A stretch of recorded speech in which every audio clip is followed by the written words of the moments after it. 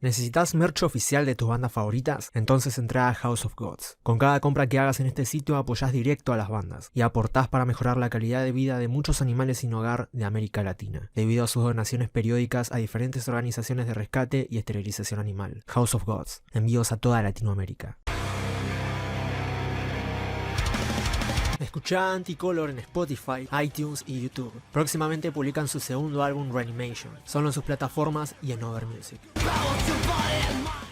El pasado mes de febrero, el líder de Behemoth, Nergal, fue acusado de ofensa a los sentimientos religiosos por un juzgado de Warsaw. Los cargos de blasfemia hacia el artista de Behemoth vienen a raíz de una foto en las redes sociales del músico, en la que aparece pisando una imagen de la Virgen María. Desde entonces, se vio obligado a pagar una multa de unos $4.000 y gastos judiciales que ascienden a casi $1.000. Posteriormente, Nergal apeló el caso y finalmente fue anulado. El motivo del juez para tomar esta decisión fue que, al ser la foto publicada en redes sociales, solo estaba dirigida a un grupo específico de personas, las cuales tienen la opción de leer en la descripción del perfil de Nergal: el contenido presentado en esta cuenta puede ofender sentimientos religiosos y de otros tipos. Si no quieres que suceda, no me sigas. Hace unos días, Nergal confirmó que el caso quedó anulado con el siguiente mensaje: caso cerrado. No hay nada controvertido respecto al veredicto del jurado. Es lo que hay. Después de todo, vivimos en un país civilizado y democrático.